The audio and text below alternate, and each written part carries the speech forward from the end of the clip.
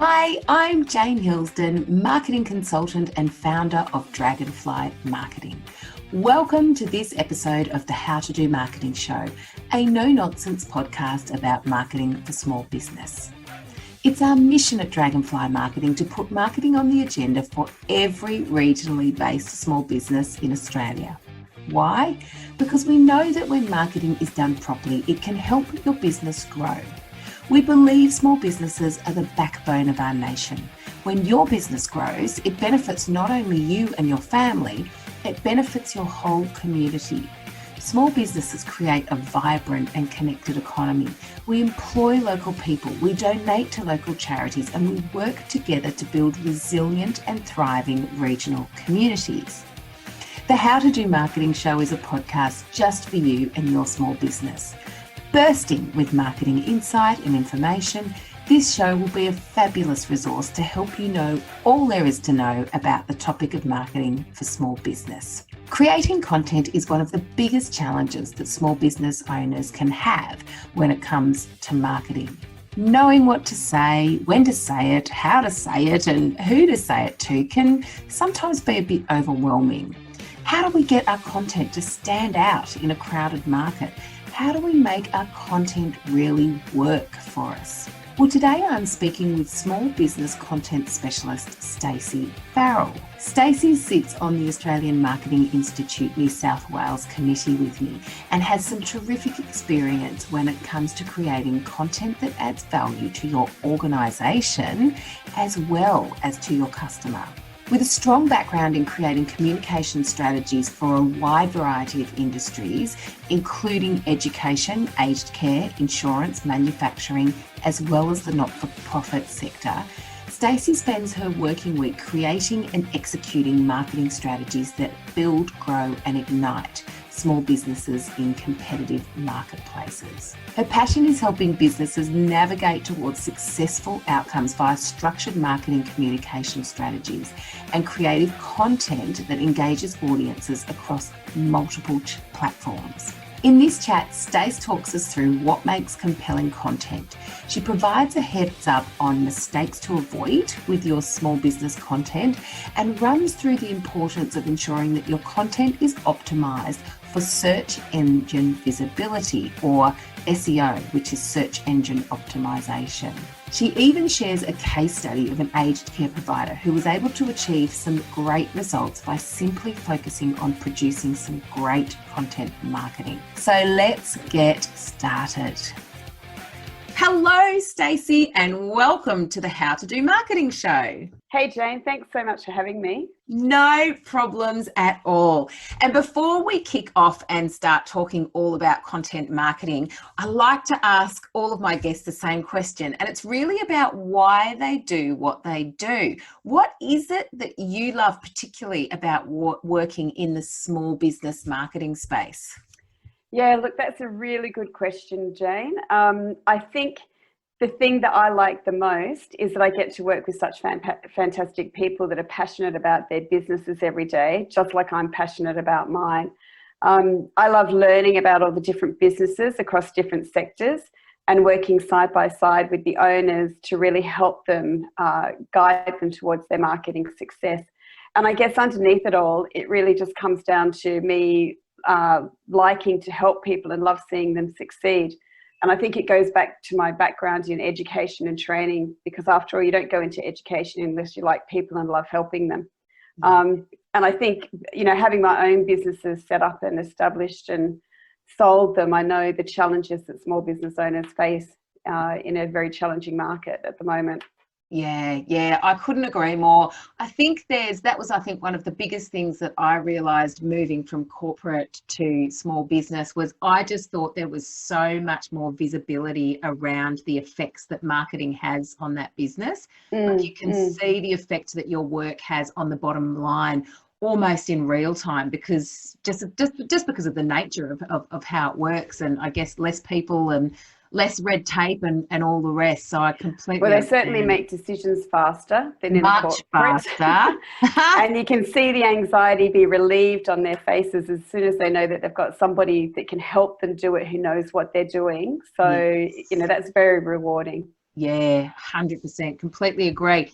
And you, like me, are a marketer that assists on strategy-led marketing execution. In your opinion, why is it so important to start with a strategy? And what do you think are the key things that small business owners need to include in their marketing strategy? Yes, look, I think a strategy is really important because it creates the roadmap and underpins all the marketing activities moving forward. And if you don't have a roadmap or you don't have a strategy underpinning that, well, then you don't really know what you're doing and where you're going to go. It's a bit like having a ship without a rudder. So without a well-defined strategy, I find that businesses are often selling to everyone rather than trying to attract their ideal customer. They struggle to differentiate themselves from their competitors. And then when they lead with tactics first, it tends to result in more of a scattergun approach to marketing rather than something that is, really well defined and executed. And, I think for small businesses, it's important for them to know who their ideal customers are versus the target audience. They need to know what their buyer journey is and the journey that their buyers actually go on before they will actually purchase something. And they really need to understand what their competitors are doing and how they can articulate their core message to make themselves look different and have a different offering to what their competitors are. So having a strategy will help actually all of that fall into place rather than just trying to do a hit and miss approach towards marketing. Yeah, 100%. And you specialize in creating marketing content. So I'd love to deep dive into this topic with you. So first of all, if we can kind of define, because content, I mean, there's so much content out there, really. There is. What would your definition of compelling content be? Oh, look, this is one of my favorite topics, talking about compelling content and audience engagement. Look, there's a couple of things that you got to start with first that are the basics. Knowing why you're creating something, knowing for who you're creating it and for what reason. They're the three basic things that you've got to start with. And understanding that will give you some sort of content. But creating compelling content is something that not only engages an audience, but it arouses an emotional response in the reader as well. So it might be something like happiness or interest, anxiety, concern. It might be anger or humor. And it needs to show the conceptual link between the visuals and the words that are on the page. Because they will actually, the visuals can work very strongly to actually convey meaning. And at the end of the day, you can measure a good piece of content by the type of behavior that it motivates people to take, whether it's like clicking a link to read more or entering contact details into a page, getting a phone number, somebody picking up the phone and ringing, because then you know that it's hit the right trigger at the right time to drive the behavior or action. So they're the things that you need to really think about in creating compelling content. Yes. Okay. All right. What about the mistakes that small business owners can avoid? So in terms of creating compelling content, it's important to have strong visuals, to link the words with the visuals, and I guess create really valuable and relevant content. But what are the mistakes, particularly with small businesses? What are some of the mistakes that you see them make with their content? Yeah, look, one of the really common things that I see, and I see this regularly, is that business owners are really passionate about the business, about their own businesses, and they love writing about it. So they often write about the things that they want to write about, the things that they're passionate about, which might not necessarily be what the audience wants to hear about. So while they're industry experts, they may not be the best person to write to actually engage the audience, and then that might be because it might be too technically heavy, or it's written in industry specific language that, only doesn't translate across to all the audiences. The other really common thing that I see is the lack of value that is placed on very well designed visuals, because we know we've got to stop that scroll. So if you've got a very engaging visual with great imagery and a catchy headline, you're going to stop that scroll. So investing in good graphics is a bit of a no-brainer to me. Yeah. And the third thing that I see is that a lot of business owners are looking for a quick fix. They're looking for some sort of quick connection, quick transaction. So unfortunately, it doesn't work that way, because we know that depending on the business, depending on the buyer persona, it can take up to 8 touch points before you can even get anybody transacting with you. Yeah. So to approach something, and I see this a lot in email marketing, they want to send an email blast. On a second email, it's like, buy this product, or engage or sign up for this service. That doesn't work that way. So the thing about it is that there is no quick fix for content, and good quality content will build up the relationship with the audience. It's an investment in the business, because they're creating a bank of resources that can be repurposed for later on, and that you can use it multiple times. So really understanding those 3 things and trying not to do them would be my first bits of advice for any business owners looking to create content.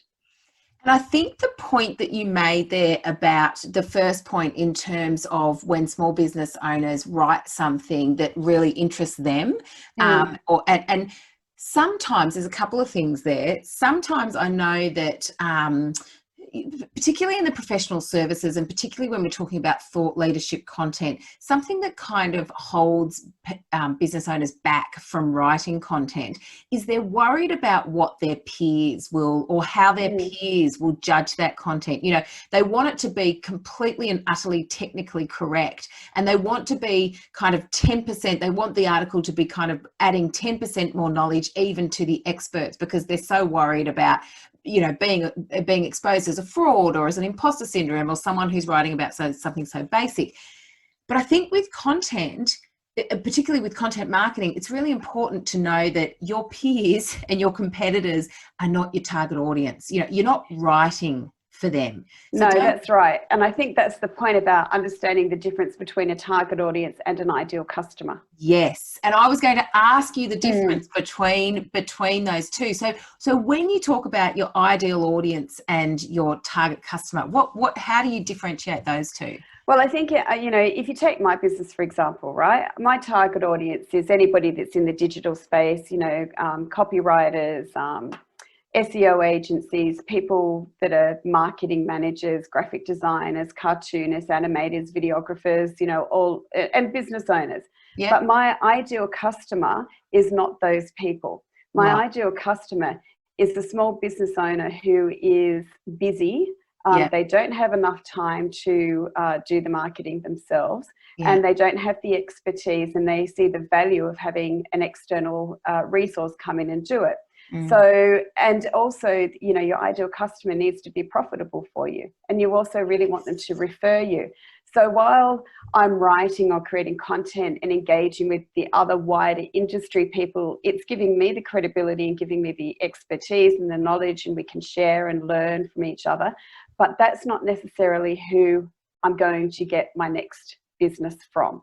Yes. So getting and really understanding the difference between a wider target audience and your ideal customer is quite an important thing. Yeah, that's a really, really important point.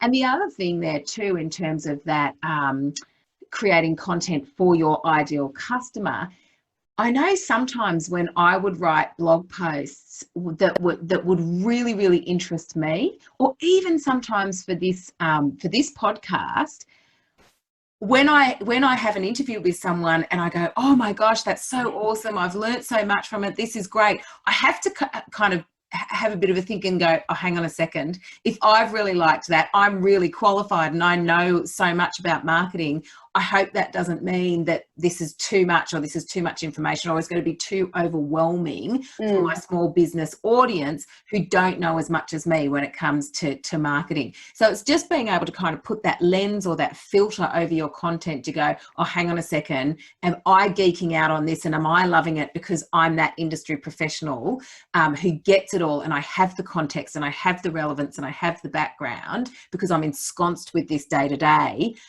Or is this content that's actually, really going to be exciting for someone in small business who doesn't have the context? And look, that's the thing. If you are writing about stuff that you're completely passionate about and you know so much about, you tend to, go into a lot more detail, and it can risk alienating your audience, because then they think, Yes. oh my goodness, I'm never going to be able to understand all of this, and then they switch off straight away.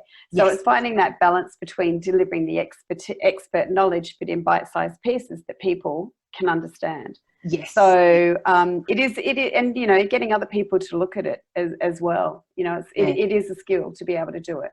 Yeah, absolutely. And I guess too, just going, one of the biggest things that I see a lot of small business owners do there too is use technical jargon, Yes. or acronyms or those sorts of things. And that's something that you can actually go back yourself very purposely and go, okay, let's just pick up on all of the marketing words and actually think, is somebody actually going to understand what that means? Or is someone going to actually understand what that acronym means?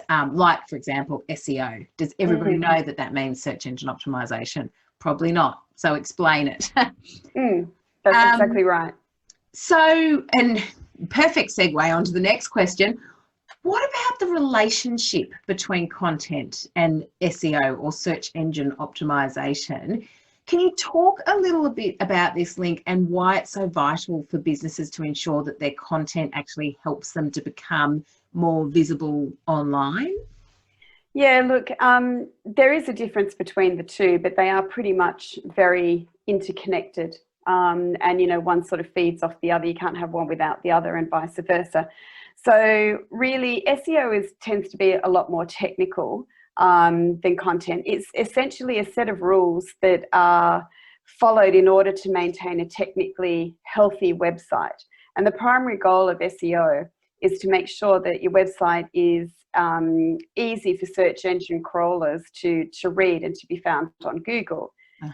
Content involves conveying meaning. So content's all about what's actually on the page and what that information is saying to someone who's searching for a specific intent.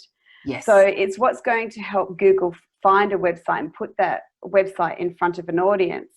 So if you think from Google's perspective, right, that handles billions of searches every day. So having high quality, well-optimized content on your website means that Google can find your site, and it can actually put it in front of the users. Yeah. And this is going to increase your traffic and hopefully your conversion rates. Yeah.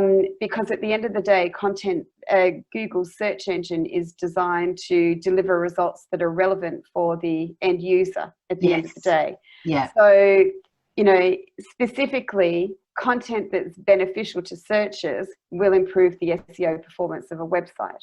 Yes. So they're very much interrelated and interconnected in order to, really maximize that digital space and get that digital footprint happening for websites.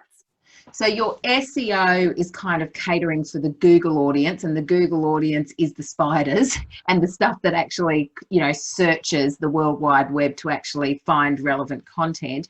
And then the content is actually there for the user or the reader. So that's right. They're the one with the intent. Yeah, you can have great content on a website, but if it can't be read, technically, you're never going to be found. So you've got to make sure that everything in the back end has been put together by, an SEO expert. So it can easily be trawled, it can easily be found, it can easily be indexed in a way that, the AI and the Google algorithms understand. So your website can be put up into one of those, somebody types in content marketing, for example, where you want to make sure that the right sites get put up. Because at the end of the day, Google's got a business too, in as much as serving the needs of the user at the, because you don't want to put in content marketing and find that you get something on, I don't know, something completely rubbish removal, for example. Yes, that's exactly right. That's right. And whilst we don't write our content for Google, we have to be considerate that we need to get it found. As you've said, it needs to be indexed by the spiders. I just call them the spiders, the Google spiders that go trawling the World Wide Web. So it has to be able to index. And there are certain things that Google looks for. There's a certain order. There's a certain, not framework, but there's kind of compliance almost that Google's looking for. Yeah, there's key elements, absolutely. Yeah, to kind of make sure that content content is worthy of putting in front of people who are actually searching for it. But once they actually once Google's kind of served that up to someone, it can't just all be keywords and backlinks and annoyingly written. Like, it's actually got to be something that flows and uses storytelling. And it's funny because I remember when I was actually blogging for a third party website, and they were becoming really strict about the SEO guidelines around how we were to submit these blog articles. And there's quite a lot of things to consider. Like, there's the headline, and then you've got to use certain words in your first couple of sentences that match the headline, and then there's meta tags, and there's this and that.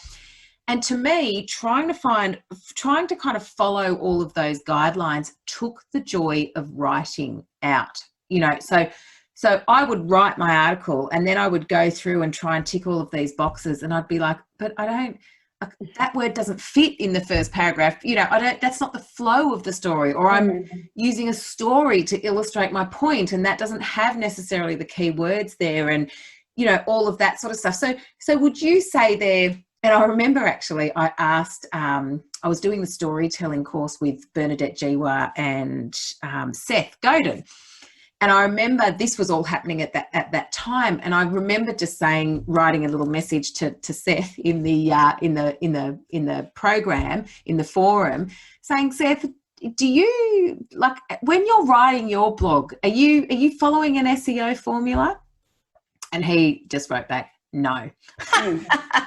And so that made me kind of relax a little bit to go, okay, so we don't have to get all uptight about the exact formula. We just need to recognize that there's got to be some sort of link. Would you agree with that, or would you? Yeah, look, at the end of the day, you've got to write for the reader.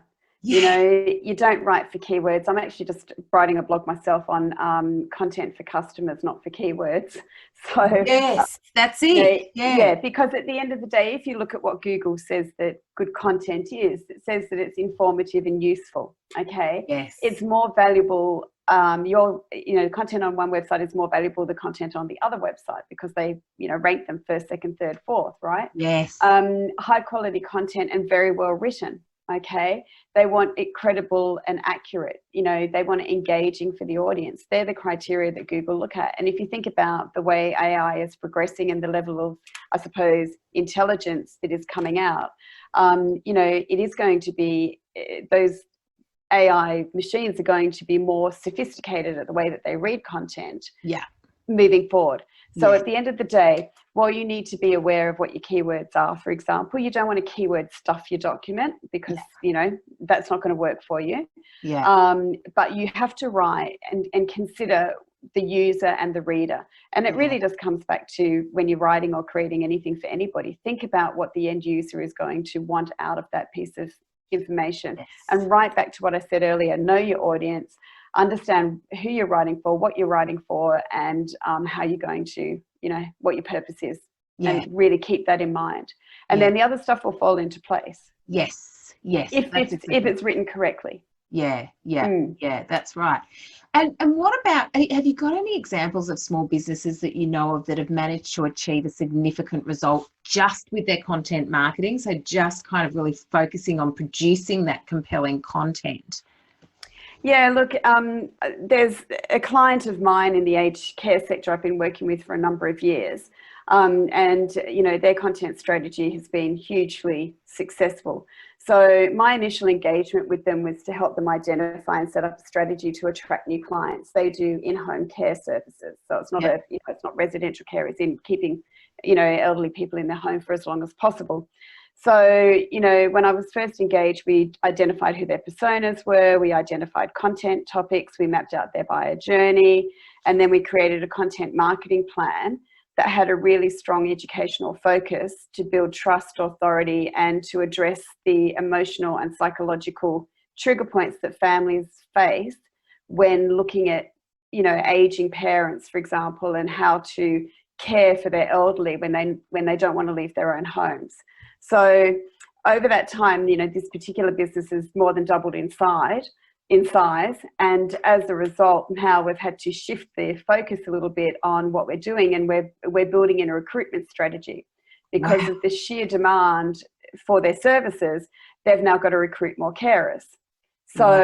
So, you know, in that strategy now we're looking at recruiting carers, we're looking at focusing on the benefits of, you know, working in aged care, you know, having rewarding careers in aged care. And all of the content that we've developed, which I sort of touched on a little bit earlier on about developing a bank of resources and looking at content as an investment in a business, all the content that we've developed over the last few years is now being used back in email campaigns. Yes. Through their funnel. Yes.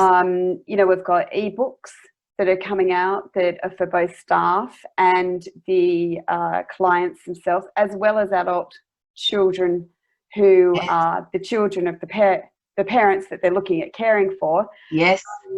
And, you know, it now all just sort of starts to come together, and that owner, that business owner, you know, really saw the value of content in as an investment, as you know, versus a cost, and it has definitely panned off. I've also got another client that I don't work with directly, but I've been watching his business go along, and he just pumps out really good content via video. And Yes. his business, he's now on the first page of Google. He's in the jewelry sector. Yes. He's on the first page of Google, and it's all just purely through a lot of his video content that he's been pumping out.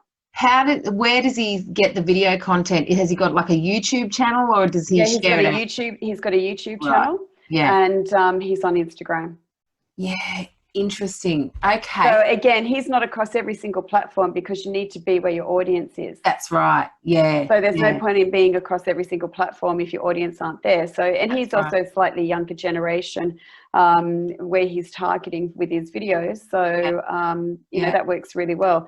You know, in my aged care example, you know, Facebook is a really big market for them because that tends to be where the elderly people are actually on Facebook looking and building that community. Yeah. And in any of those things that we have done, all the visual engagement that has come is really drawing on what I was mentioning before about that emotional connection and that psychological gentle by gentle influence to actually supply, you know, provide support and encourage people to take action.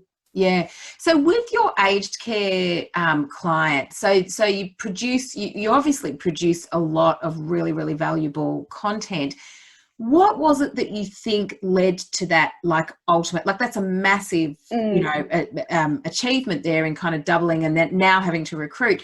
Do you think it was the fact, like, the variety and the diversity of different, like you talked about e-guides and I guess there was blogs and videos and all of that sort of stuff. Do you think it was the variety as well as your prolificness, like you've been able to show up with this content consistently and persistently? Or do you think there was actually something within the content that really struck a chord? Or do you think it was like within the industry and within that kind of competitive, I guess the competitive environment, you guys were the ones that were producing all the content and the content? Yeah, look, I think that's a really good question because I think there's a couple of things in that. And look, this client is a boutique provider of in-home care.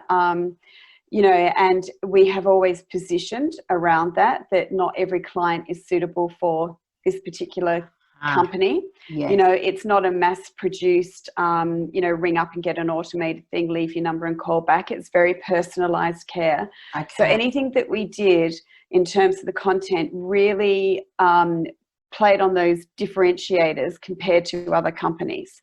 So it was all about that personalized care, being a boutique provider, you know, really do care about the clients and the staff. So that psyche has gone through both the audience as well as the employees.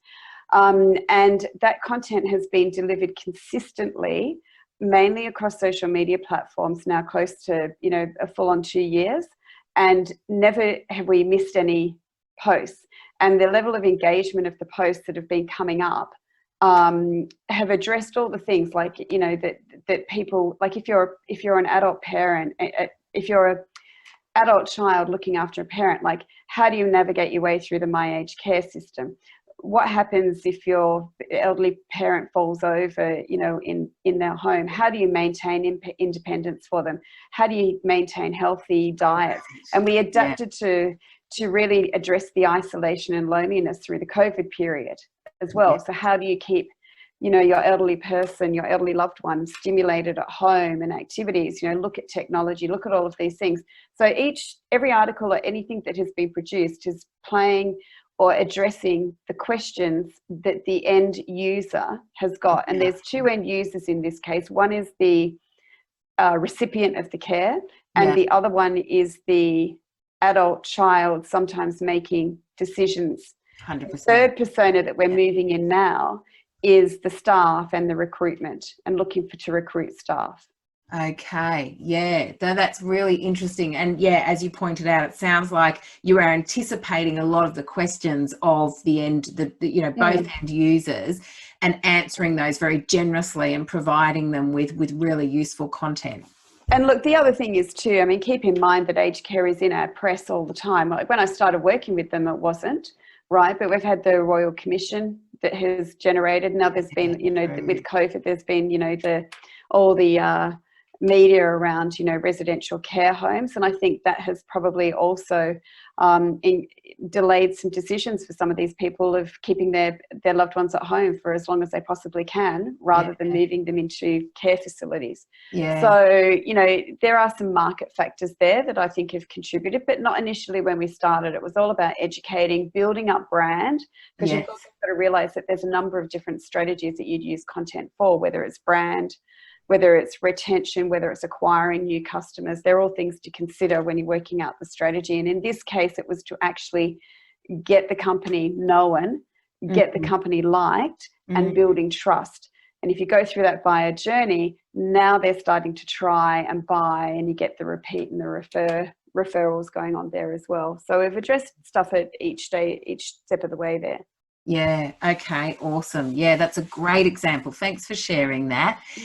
So what are your 3 biggest tips when it comes to creating content that helps to optimize your search engine visibility? So we've spoken about, you know, providing valuable and helpful content to the end user.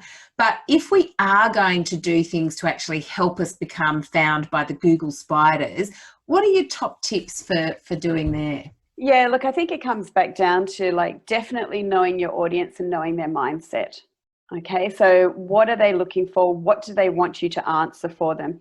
Understand what their triggers are and create content that specifically addresses those triggers. So if you're thinking, you know, I want to buy a brand new bicycle for my, you know, 5-year-old daughter, for example, what are the types of questions as a parent, because it'll be a parent who is transacting, what are the type of questions that parent might be thinking about when they're looking to, you know, buy that bike? And that's what you want to start to create content around. The other thing that, you know, the second thing would be to make sure that you determine your topic and know the keywords and stay on topic. So again, looking at, you know, the formula for content, you know, you have, for one of a non-technical term, a beginning, a middle and an end of the writing.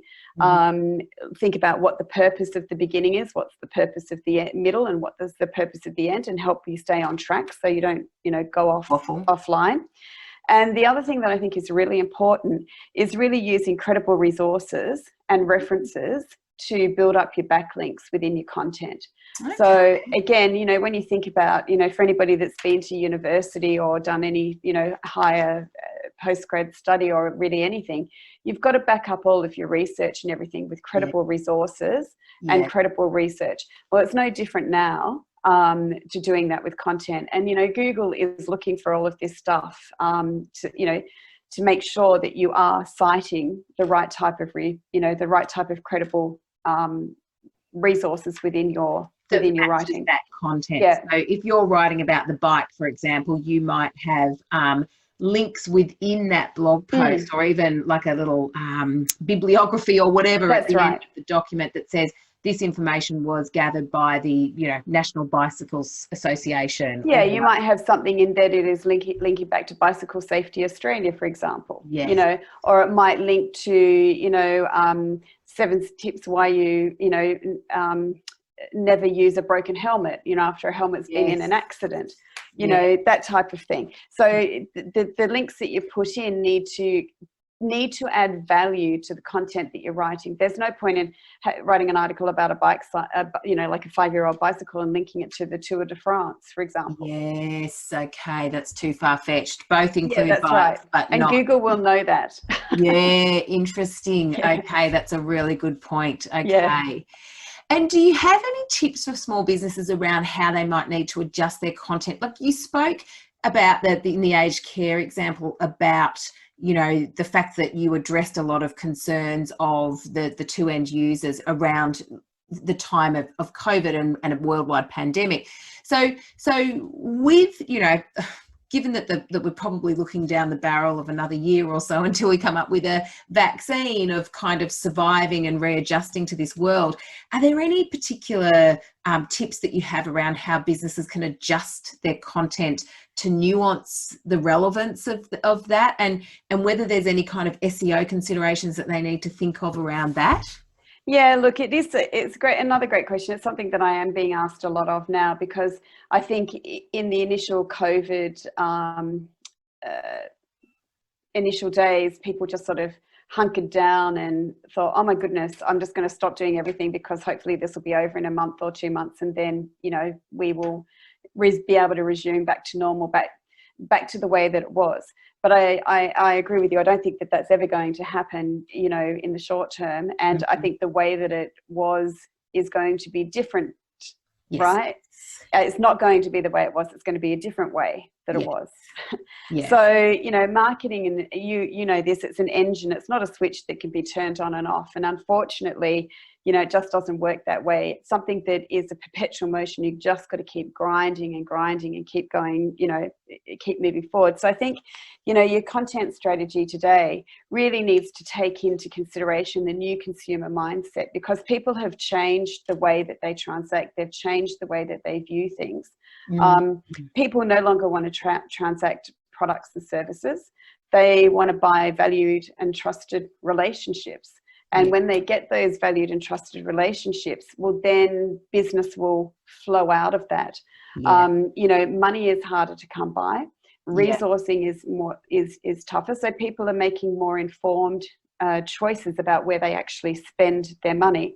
So keeping this in mind when you're creating content is really important, because if you do it the way that you used to do it, you risk alienating your audience, and you're not showing that you're really understanding them. And I think that the really important thing is that consumers are looking and they're saying, okay, so if I transact with this particular product or service, what is the extra value that I'm going to get out of that? What's the value that transaction is going to bring me? And I think the business that communicates that the best is the one that is going to come out on top.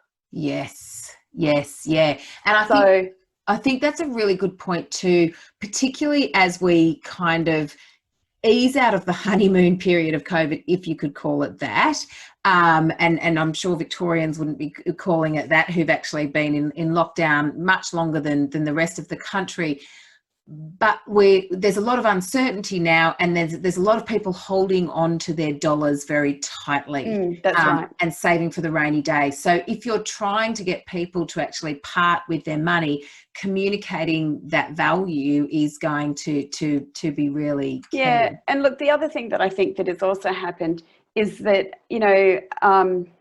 marketing fundamentally hasn't really changed, but it's the way that we do it has changed. And all these different platforms have provided different opportunities as well as different challenges for businesses.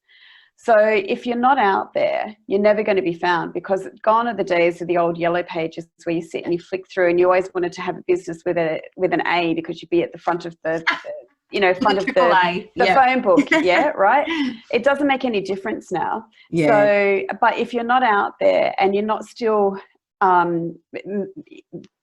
creating a digital presence, you are not showing that you're a stable business. You're not showing that you're there. You're not talking to your audience. And again, resourcing is tight. Small businesses are struggling, and particularly those that are in a number of, sectors, hospitality, for example, for one. Yeah. So again, it comes back down to the little resources that you might have available.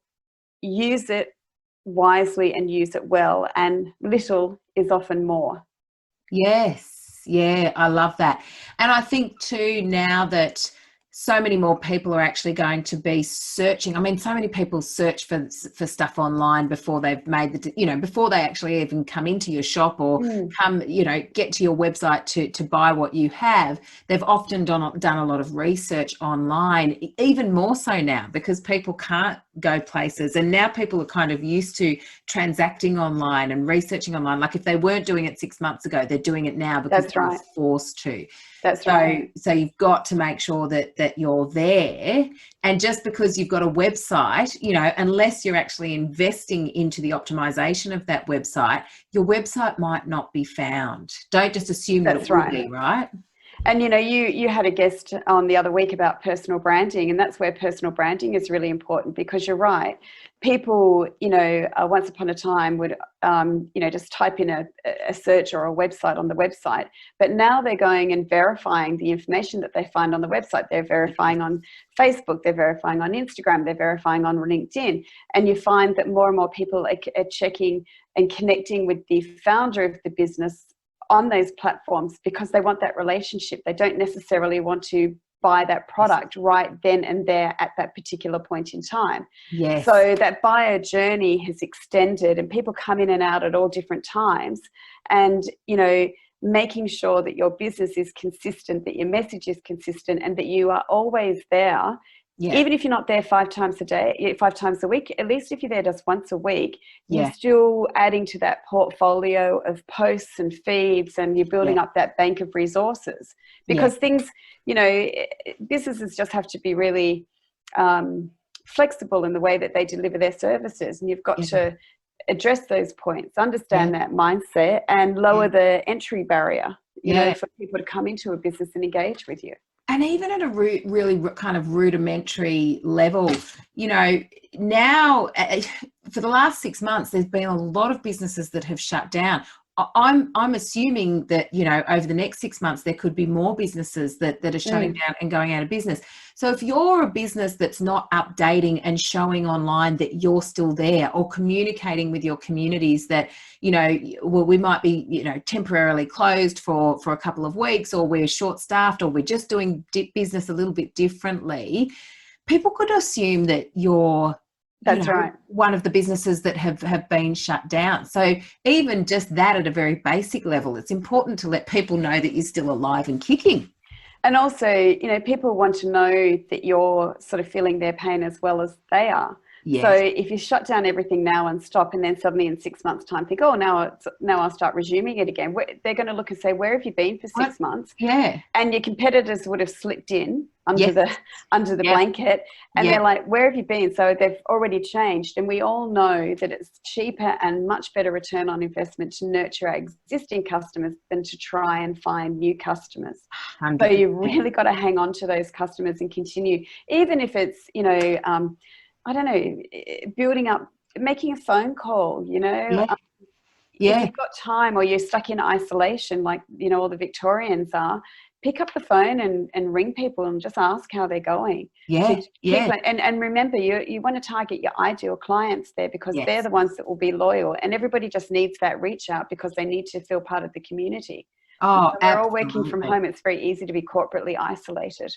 Yeah, that's right. And there's nothing better than a, show of appreciation of actually you picking up the phone and having a conversation, because people are really craving that connection. But too, if you're really short for funds at this time because, business has been interrupted, that's the beautiful thing about social media, about some of the, even if you've got a website where you can add those blogs and those sorts of things, you can do that, relatively for free if you've got access to your content management. Well, now's the perfect time to upskill yourself too. Yeah. If you're a little bit quieter. I mean, I did a presentation for Women's Network Australia earlier on in the year.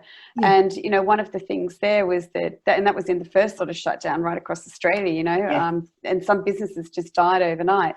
So, while we're all in shock and awe, it's like, okay, well, let's look at where I need to upskill myself and how can you use the time wisely, invest in yourself, invest in your brand.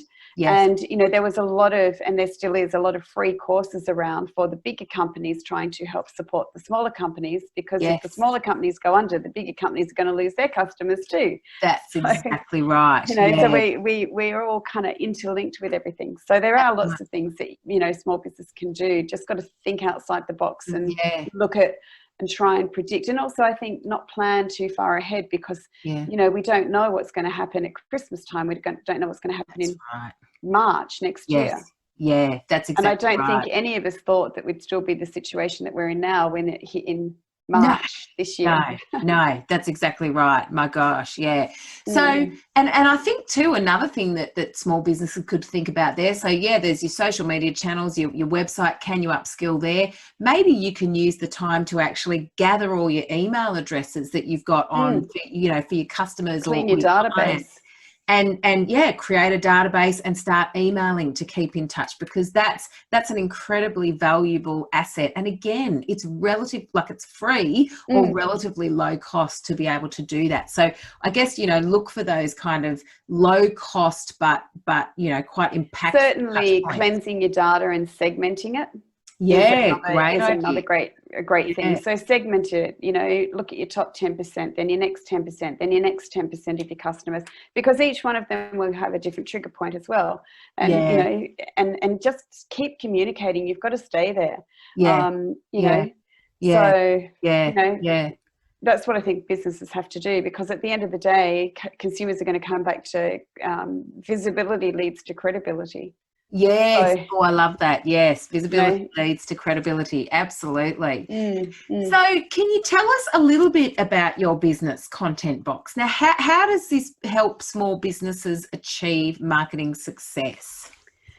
Yes, look, at Content Box, we have one sort of core mission, I suppose, and that's to try and make marketing easy for business owners. We take away the frustration and the anxiety of not knowing what to do, when to do it, or how to do it. And when I talk to most business owners, they know that they've got to do something in marketing, but they say to me, I just don't know what to do. I don't know when to do it, and I don't know how to do it.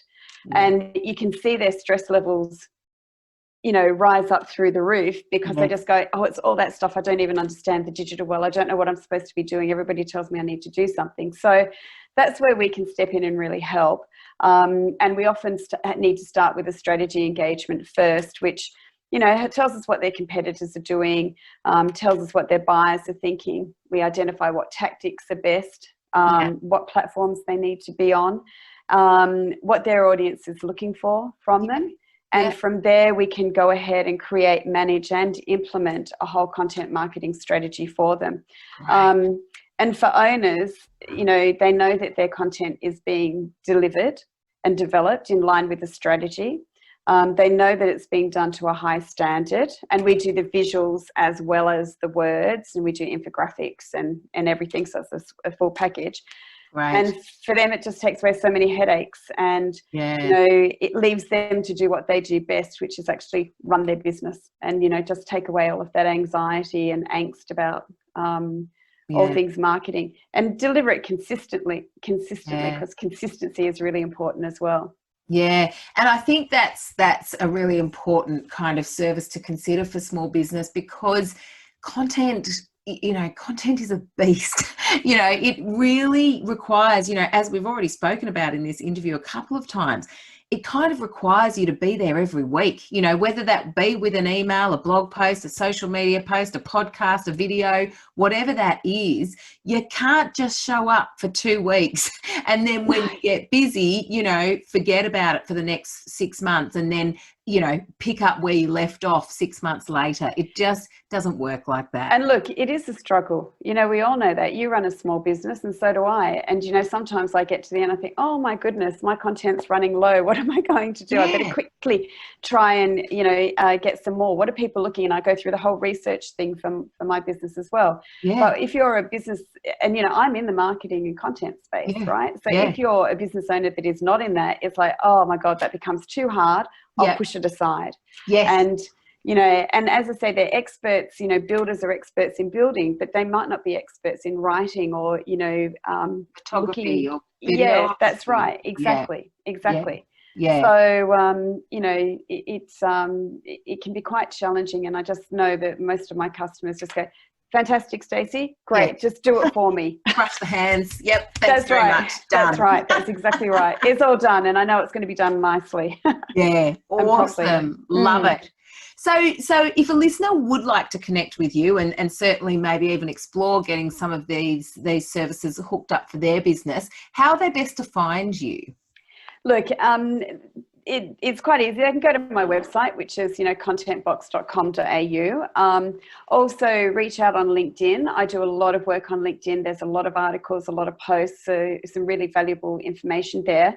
And it's Stacey Farrell, but there's no E in Stacey. So just Stacy for the autocorrects. And, we're on Facebook and Instagram. Or, the other thing, is just pick up the telephone, Pick up the phone, 612 for Australia and New South Wales, and then 9440-9369. Fantastic. And look, I'm just putting out a video series at the moment, which will come out in the next couple of weeks, called Content Bites. Great. And that will be bite-sized pieces of marketing information to design specifically for business owners to really make it easy for themselves. So that'll go onto my website. It'll also go onto Facebook, and it's going to go onto my LinkedIn feed. So awesome. Plenty of ways to find there. But, LinkedIn is full of some really valuable resources there as well. So great. That would be the best way. Yeah, fantastic. And the Content Bite series sounds like it will be a great resource for busy small business owners who just want to grab some tips on the go. That sounds It will be. And, they're only probably going to be, 60, 70-second bites, really just about tiny little snapshots, because I know how busy it is. Yeah. You don't have a lot of time to sit there through a whole hour's webinar or, course. So I'll just do lots of little bite-sized ones to really try and cater to the busy, stressed out business owner. Love it. Fantastic. Oh, thank you so much for that, Stacey. I really appreciate your time and your awesome tips that you've shared with us. I think small business owners are going to get a lot from this insight. So thank you.